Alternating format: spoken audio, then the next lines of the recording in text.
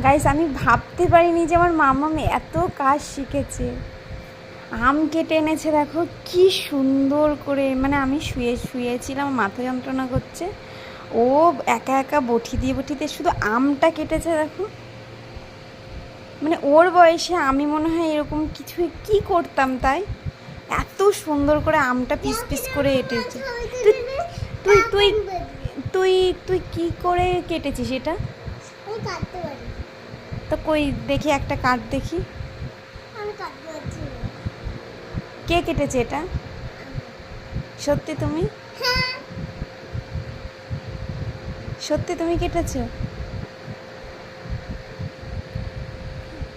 এখন লজ্জা পাচ্ছে আর ভয় পাচ্ছে। হাত কেটে ফেলিসনি তো? আমি একটু দেখি। হাতটা কাটিনি আমি, যা হোক এটাই নিশ্চিন্ত। এই যে বটি এখনো পর্যন্ত ফেলানো, এই যে বটি দিয়ে কেটেছে, ওই বটিটা দিয়ে। ওই বটিটা প্রচণ্ড ধার। গাইস, আমি কি করবো ওই বাচ্চাটাকে নিয়ে? জানো, আমার জল ভরে দেয়, বিছনা গুছিয়ে দেয়। আজকের এই বিছনাটাও মনে হয় ও গুছিয়েছে।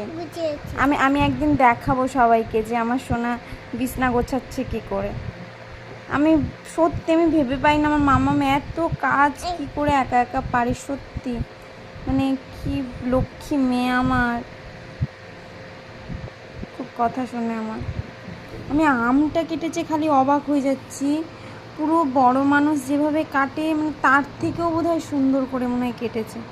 ও ওই বয়সে এত সুন্দর করে আম কেটেছে, আমি তো পুরো অবাক হয়ে যাচ্ছি। যাই হোক, সবাই আশীর্বাদ করো আমার সোনাটাকে অনেক সুস্থ থাকুক, ভালো থাকুক। ওর মন ভীষণ ভালো, ও যেন অনেক বড় হয় এবং ভালো মানুষ হয়। সবাই ভালো থেকো।